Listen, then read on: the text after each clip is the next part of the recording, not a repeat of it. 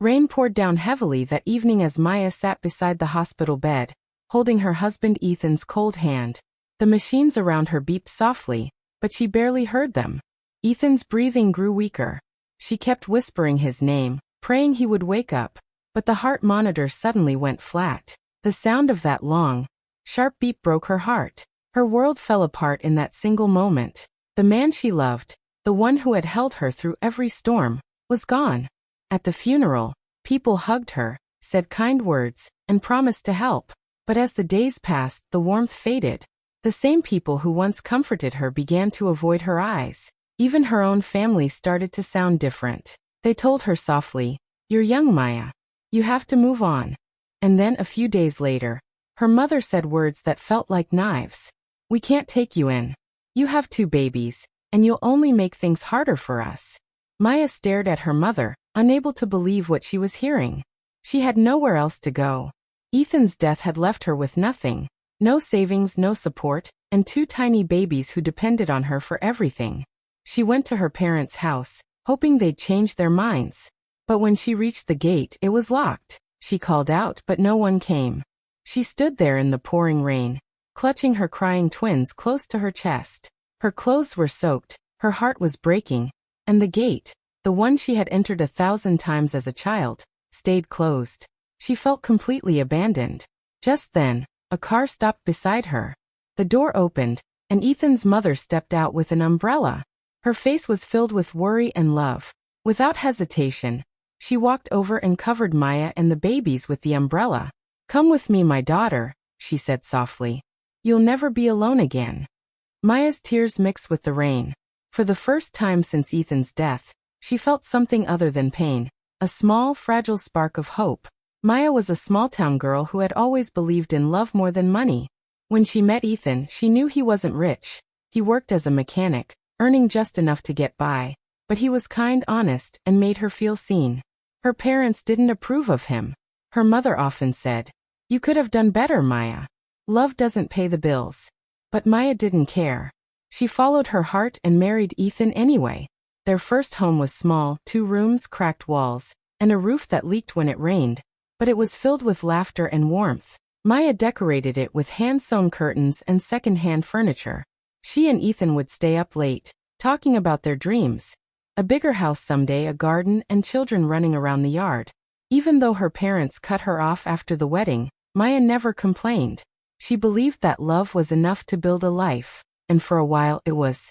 Ethan worked hard, and Maya supported him, cooking meals, budgeting every penny, and turning their simple house into a home. When the twins, Liam and Ella, were born, she felt her world was complete. But life changed too quickly. Ethan's sudden death broke everything.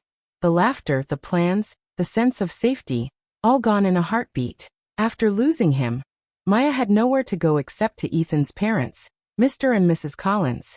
Their house was old and modest, tucked at the edge of town. They welcomed her without hesitation. Mr. Collins was a quiet man who rarely spoke, but his actions showed care. He would fix broken things around the house, make tea for her when she was tired, and take the twins to the park whenever he could. Mrs. Collins, Ruth, became like a mother to Maya. She treated her not as a daughter-in-law, but as her own child. When Maya cried at night, Ruth would sit beside her, holding her hand until she fell asleep. She helped care for the twins, feeding them, telling them stories about their father, and reminding them every day how much Ethan had loved them. Maya soon found a small job at a local school as a teaching assistant. The pay wasn't much, but it helped cover groceries and small bills. Every morning, she woke before dawn, made breakfast, packed lunches for Liam and Ella, and took them to school before heading to work. Her days were long, but she never complained. At night, after the children were asleep, she would sit by the window, whispering Ethan's name, as if speaking to the stars. Sometimes she'd pull out his old sweater just to feel close to him again. Life in the Collins household was simple but peaceful. The neighbors respected Maya for her hard work and gentle nature. She wasn't the same girl who once dreamed of big things. She was quieter now, stronger, more grounded. But beneath that peace, there were silent struggles. Mr. Collins's health was getting worse. He coughed often but refused to see a doctor. Ruth tried to hide her worry, smiling through pain. They never told Maya the full truth. not wanting to burden her, but she noticed the growing pile of unpaid bills and the tiredness in their eyes. Her own family never visited. They never called, never asked how she was. To them, she had made her choice years ago. And now she was invisible. When people from her hometown mentioned her, her mother would change the subject or say, "We don't talk about her anymore." Still, Maya didn't let bitterness grow inside her. She focused on her children, her job, and the small moments of love that still existed, like Liam's laughter when she tickled him, or Ella's drawings of their family with Ethan smiling in the sky. Sometimes she would walk by her old street and see how her family's house had been repainted and filled with guests, laughter echoing from the inside. She would stand at a distance, smile sadly, and walk away. She didn't need their approval anymore. Maya's life was not easy, but it was honest. Every sacrifice she made was for her children, for Ethan's memory, for the promise she had whispered at his grave. "I'll keep going. I'll make you proud." Through all the struggles, the long nights, the quiet mornings, the heavy loneliness, she carried herself with quiet strength. She had lost everything once, but she refused to lose herself. Years later, one quiet evening, Maya and the family were having dinner when Ruth suddenly dropped her spoon and fell from her chair. Plates clattered, and the twins screamed. Maya rushed to her side, calling her name again and again, but Ruth didn't respond. Panic filled the small house.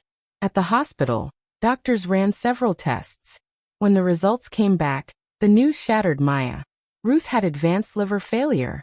The doctors said she needed urgent treatment, expensive medicine, constant care, and possibly surgery. Maya's small teacher's salary couldn't even cover the first hospital bill. She tried to stay calm for the twins, who waited outside the hospital room, but tears kept falling down her face. Ruth had been her only family for years, the woman who stood by her when no one else did. Now she was fading fast. For days, Maya tried everything she could. She borrowed money from friends, talked to charities, even skipped meals to save every possible rupee. But it wasn't enough. The bills kept growing, and Ruth's health kept getting worse. Finally, Maya made a decision that broke her pride. She went to her parents' house. It had been many years since she last stepped near that gate. The house looked different, newly painted, fancy cars parked outside.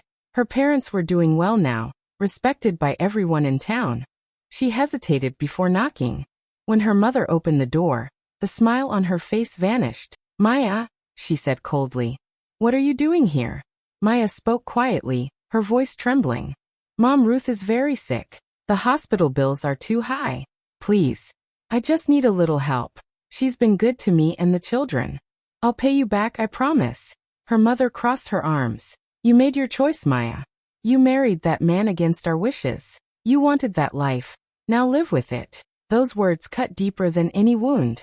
Maya stood there frozen, her eyes filling with tears. She had imagined this moment so many times. Maybe her parents would forgive her. Maybe they'd show kindness. But instead, she was reminded that, to them, she still didn't belong. Without another word, she turned away. The twins, waiting near the gate, looked up at her, confused. She held their hands tightly and walked away in silence. Back home, Maya began selling everything she could. Her jewelry, old clothes, furniture, even Ethan's watch that she had kept as a memory. Each item she sold felt like losing a piece of her past, but she did it all for Ruth. Despite her efforts, Ruth's condition worsened. The doctors said there was nothing more they could do. One evening, as Maya sat by her bedside, Ruth opened her eyes weakly. Her hand trembled as she reached for Maya's. "You are more of a daughter than the one I gave birth to," she whispered, her voice soft but full of love. Maya broke down, holding her hand tightly. "Please don't leave me, Mom. I still need you." Ruth smiled faintly. "You'll be fine. You have strength in you, my child. Raise those twins well, make them proud." Moments later, Ruth closed her eyes and slipped away. Maya stayed beside her, sobbing quietly. The hospital room felt cold and empty. Ruth had been her last piece of family, the one person who never turned her away. Now, even she was gone. The days after the funeral were hard. The house felt too quiet. Mr. Collins barely spoke, lost in grief, and the twins clung to Maya more than ever. But even through her pain, something inside her began to change. She realized she couldn't rely on anyone anymore. Not her parents, not fate. She would have to stand tall for her children and for herself. That night, sitting by Ruth's favorite chair, Maya whispered to herself, "No more tears. I'll raise my children with dignity. I'll make her proud." And for the first time, she didn't feel weak. She felt strong, tired, but strong.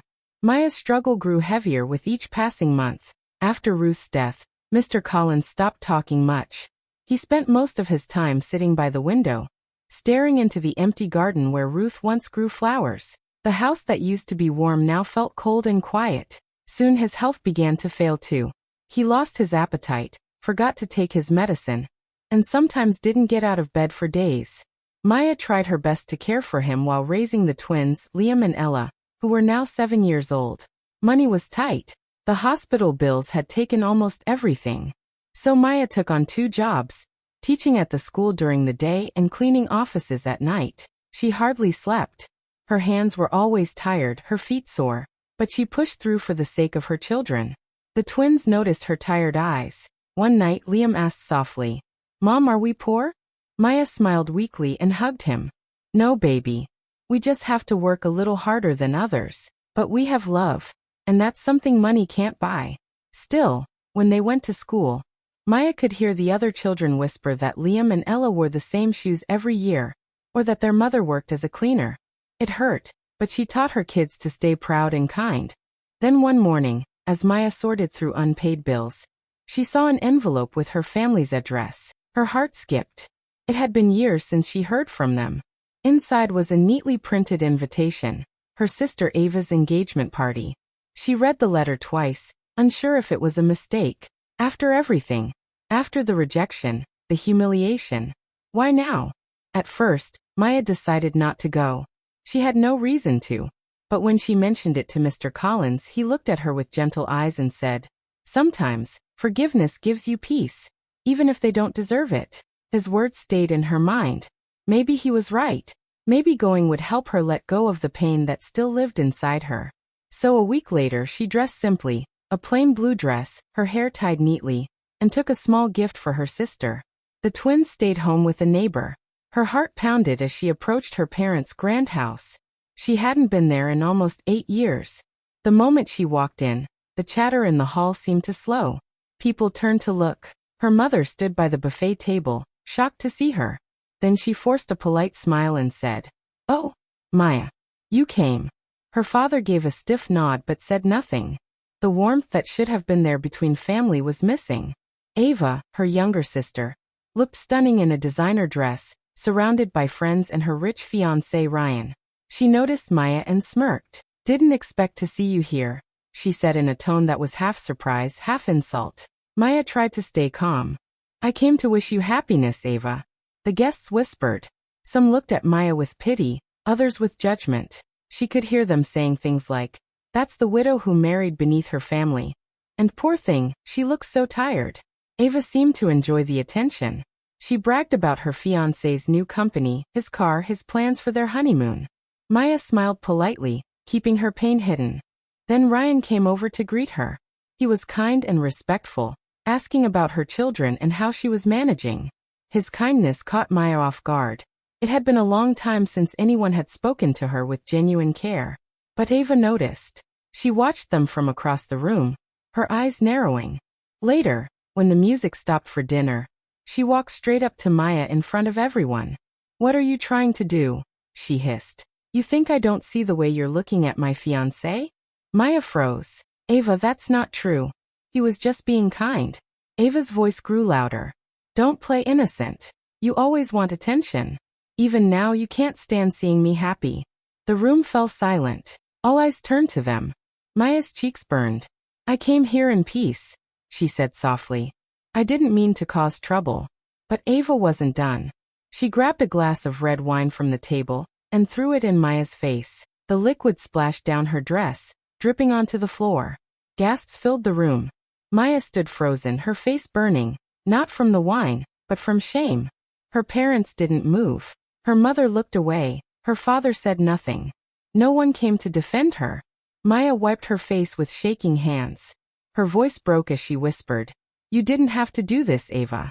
Without another word, she turned and walked out of the house. The cool night air hit her face as she stepped outside. The stars above blurred through her tears.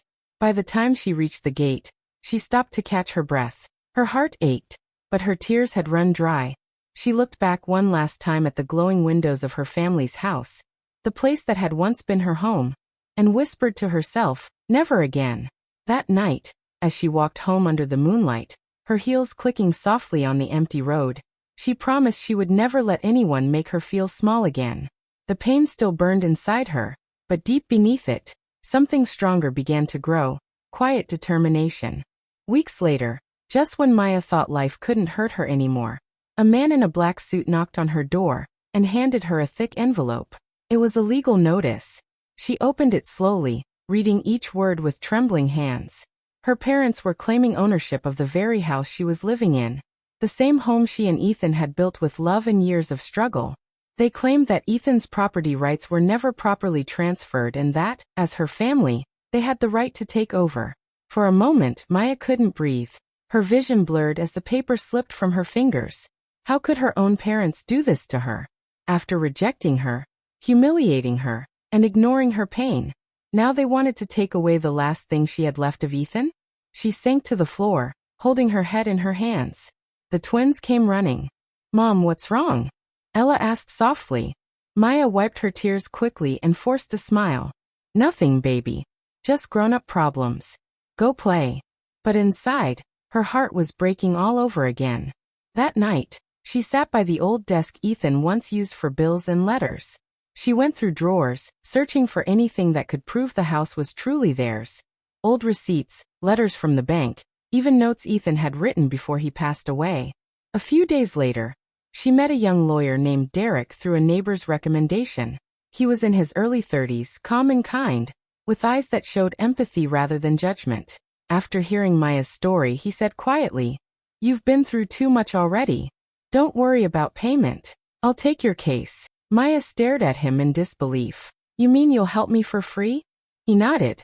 Some people deserve justice more than money.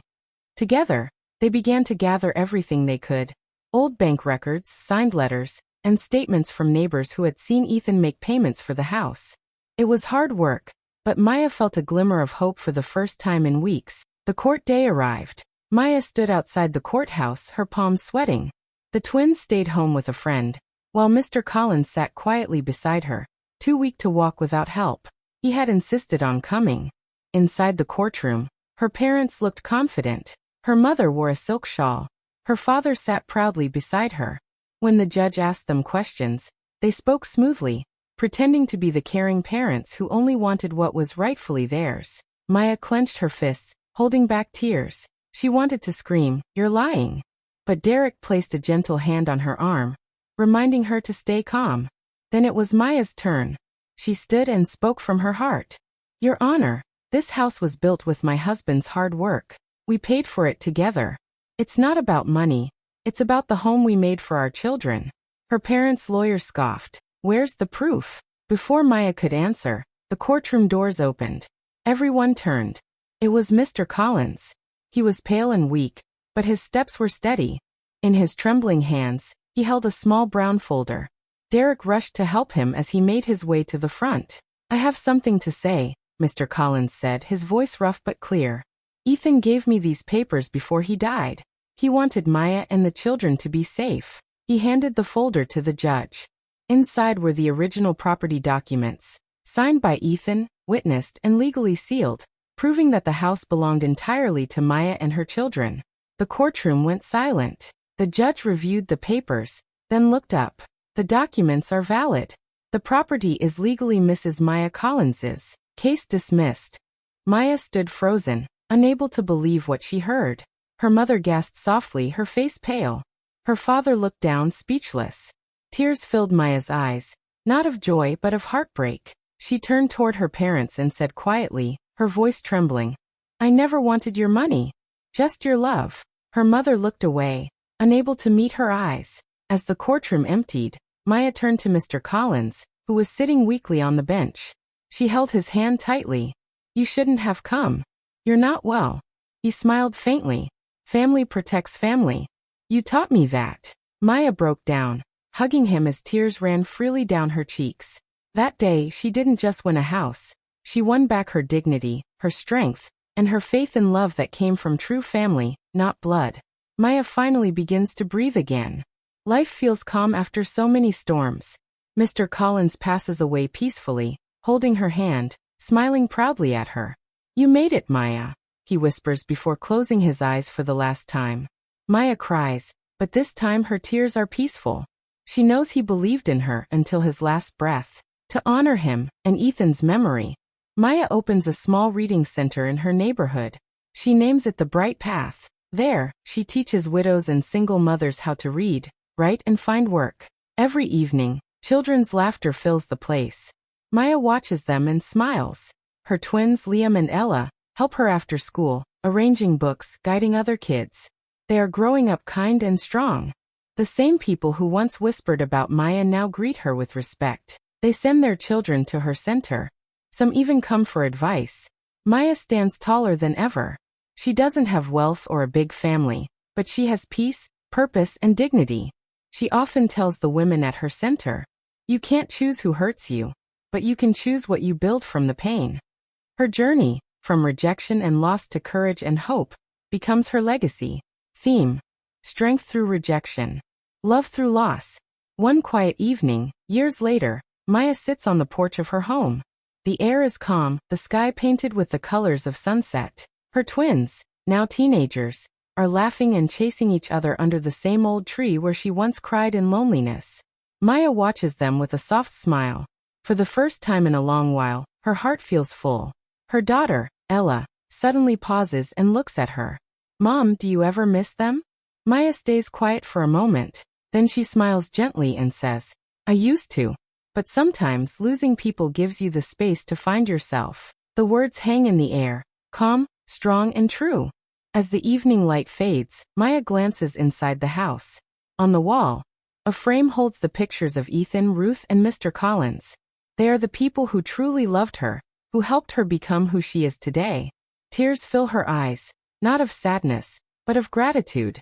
She whispers softly, almost to the wind, "You didn't just give me twins, Ethan, you gave me a family." The twins run back to her, wrapping their arms around her as the sky turns golden. Maya closes her eyes and breathes in the peace she fought so hard to earn. Fade out. Dias. Sparkling Heart, thank you so much for watching till the end. If Maya's story touched your heart, don't forget to like, comment, and subscribe for more emotional stories. See you in the next one. Bye. Waving Hand Sparkles.